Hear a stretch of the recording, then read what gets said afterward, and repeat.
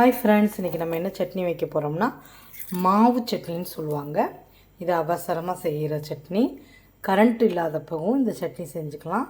நான் மாவு ஊற்றி வைப்பாங்க. நான் பொட்டுக்கல்லையை நுணுக்கி போட்டு செய்ய போகிறேன். வாங்க எப்படி செய்யறதுன்னு பார்ப்போம். இதுக்கு 3 ஸ்பூன் அளவு கடலெண்ணெய் ஊற்றிருக்கேன்.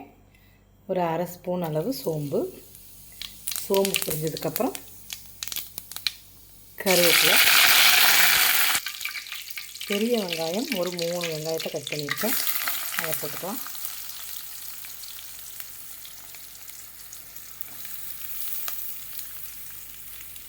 கரண்ட் இல்லை, நம்ம எப்படி சட்னி வைக்கிறது அப்படின்னு நினைக்கிறவங்க இந்த சட்னி வைக்கலாங்க. இதுக்கு மாவு ஊற்றி வச்சோம்னா நல்லா திக்காக இருக்கும்.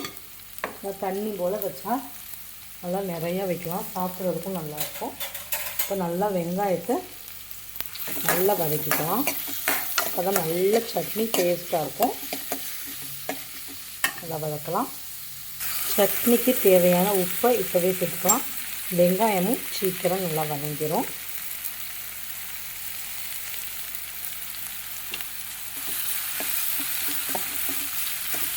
டக்குன்னு நம்ம வெளியில் போயிட்டு வந்தோம் அப்படின்னா இந்த சட்னி டக்குன்னு வச்சுருவாங்க. ரொம்ப ஈஸி, ஆனால் ரொம்ப டேஸ்ட்டாக இருக்கும். வெங்காயம் நல்லா வதங்கட்டும். இதுக்கு தக்காளி 4 பழம் தக்காளி பொடியாக கட் பண்ணி வச்சுருக்கேன். இதை நம்ம அரைச்சிட்டும் ஊற்றி வைக்கலாம். இந்த மாதிரி பொடியாக கட் பண்ணியும் சேர்த்துக்கலாம். நான் ஒவ்வொரு நாள் அரைச்சிட்டு வைப்பேன். நல்லா திக்னஸாக இருக்கும். இது இப்போ வதக்க போகிறேன். நல்லா வதக்கி வைக்க போகிறோம். இப்போ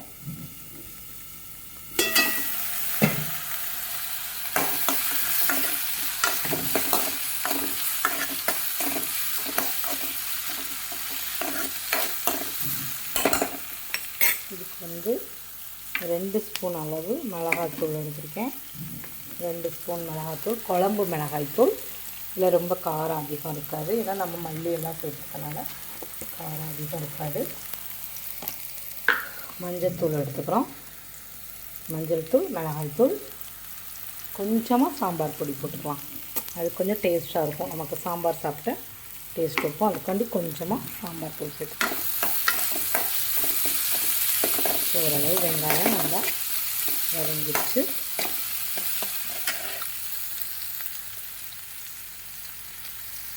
இதுக்கு ஒரு 3 ஸ்பூன் அளவு பொட்டுக்கடலை எடுத்திருக்கேன். 3 ஸ்பூன் அளவு பொட்டுக்கடலை எடுத்திருக்கேன். இதை நம்ம இட்லி மாவு ஊற்றி தான் இந்த சட்னி செய்யணும். எங்கள் அம்மா இட்லி மாவு தான் செய்வாங்க. எனக்கு இட்லி மாவோட இந்த பொட்டுக்கடலை நுணுக்கி போடுறது நல்லாயிருக்கும். நமக்கு அது இட்லி மாவு ரொம்ப திக்காயிரும், ஒரு மாதிரி கொலன்னு ஆயிரும். ஆனால் எங்கள் அம்மா செய்கிறதெல்லாம் இட்லி மாவு தான் ஊற்றி செய்வாங்க. ரொம்ப புளிச்சிடவும் கூடாது. அந்த மாவு புளிச்சிருச்சுன்னா நல்லா இருக்காது சட்னி. இப்போ ஒரு ஸ்பூன் அளவு மஞ்சள் தூள் போட்டுக்கலாம்.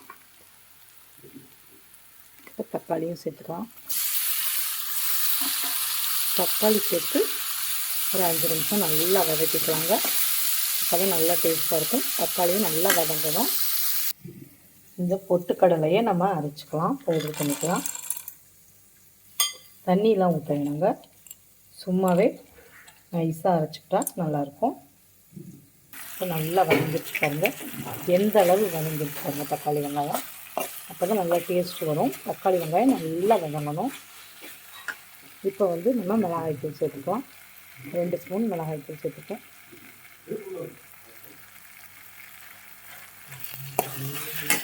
தூள் போட்டு நல்லா பச்சை வாசனை போயிடுச்சு. இப்போ நம்ம தண்ணி ஊற்றிக்கிறோம். தண்ணி கொஞ்சம் அதிகமாகவே ஊற்றிக்கலாங்க இந்த சட்னிக்கு. மனோஜ், கதவை திறந்து விடுறா. பாருங்கள் எவ்வளோ தண்ணியாக வச்சுருக்கோம்னு. நம்ம இந்த பொட்டுக்கல்லையே கலந்தோம்னா அது நல்லா திக்காயிரும். இப்போ இந்த பொட்டுக்கல்லை நம்ம அரைச்சி வச்சுருக்கோம்ல, அந்த பொட்டுக்கல்ல மாவில் கொஞ்சம் தண்ணி ஊற்றிக்கலாம். ஏன்னா அப்படியே நம்ம அந்த பொட்டுக்கல்ல அரைச்சதை போட்டோம்னா அது ஒரு மாதிரி நமக்கு திப்பியாக அப்படியே ஒரு மாதிரி ஆயிரும். அதனால் கரைச்சிட்டு ஊற்றிக்கங்க.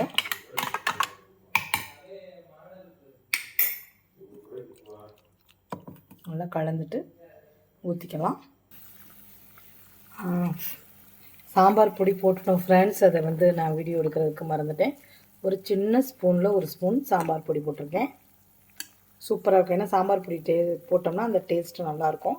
அது போடும்போது வீடியோ ஆன் பண்ணாமல் விட்டுட்டேன், போட்டாச்சு. இனி திருப்பி போட முடியாது, அப்புறம் ரொம்ப உரப்பாயிரும். நல்லா கொதித்து வெங்காயம் தக்காளி எல்லாம் நல்லா வெந்து சூப்பராக இருக்குது. இப்போ நம்ம அரைச்சி வச்ச பொட்டுக்கடலை மாவை ஊற்றலாம்.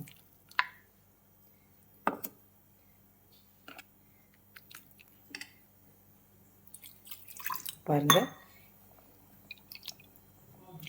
இப்போ எவ்வளோ தண்ணியாக இருந்துச்சு. இப்போ பாருங்கள் பொட்டுக்கடலை ஊற்றினோன்னா எவ்வளோ திக்காயிடுச்சுன்னு. இதே நம்ம மாவு ஊற்றினோம்னா அது ஒரு மாதிரி ரொம்ப குழக்குழன்னு வந்துடுங்க. அதுக்கு தான் நான் வந்து பொட்டுக்கடலை அரைச்சி ஊற்றுவேன். நீங்களும் இந்த மாதிரி அரைச்சி வைங்க, சூப்பராக இருக்கும். இதுக்கு பேர் வந்து மாவு சட்னி. ஆனால் நம்ம வந்து வைக்கிறது பொட்டுக்கடலை அரைச்சி ஊற்றி. இந்த சாம்பார் பொடி போட்டிருக்கனால நமக்கு சாம்பார் டேஸ்ட்லேயும் இருக்கும், சாப்பிடும்போது சூப்பராக இருக்கும். இப்போ இதுக்கு வந்து நான் வந்து இட்லி ஊற்றிருக்கேன். இட்லியும் இந்த சட்னியும் தாங்க இன்றைக்கி நம்ம வீட்டில். இப்போ பாருங்கள் சூப்பரான மாவு சட்னி ரெடி ஆயிடுச்சு. இது சாம்பார் டேஸ்ட்லேயும் இருக்கும். இப்போ லாஸ்ட்டாக இதுக்கு வந்து சூப்பரான ஃப்ரெஷ்ஷான கொத்தமல்லியை கொஞ்சம் போடுவோம். ஏன்னா சாம்பார் ஃபீலிங் நமக்கு கிடைக்கணும்ல, அதுக்காண்டி லாஸ்ட்டாக கொத்தமல்லி. சுட இட்லிக்கு இன்றைக்கி மாவு சட்னி வச்சுருக்கோம். நீங்களும் இந்த மாதிரி சட்னி வச்சு பார்த்து, கரண்ட் இல்லாத நேரத்தில் இந்த மாதிரி சட்னி வைக்கலாம். ஏன்னா பொட்டுக்கல்லையை அரைச்சி மிக்சியில் போட்டிருக்கோமே அப்படின்னு நினைக்காதீங்க.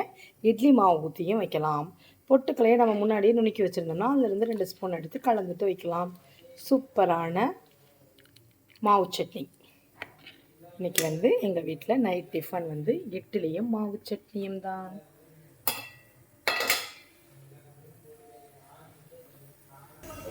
இதை பார்த்துட்டு யாராவது சட்னி மாதிரி இருக்குன்னு சொல்லுவாங்களா?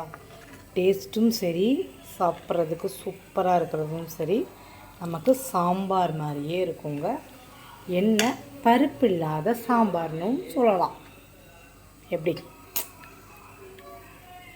நீங்களும் வச்சு உங்கள் வீட்டில் அசத்துங்க. சூப்பரான இட்லி, இந்த சட்னி.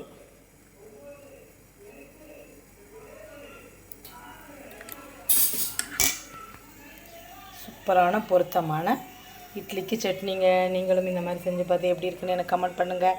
சப்ஸ்கிரைப் பண்ண எல்லாருக்கும் ரொம்ப நன்றி. சப்ஸ்கிரைப் பண்ணாதவங்க தயவு செய்து சப்ஸ்கிரைப் பண்ணி பாருங்கள். Thank you friends.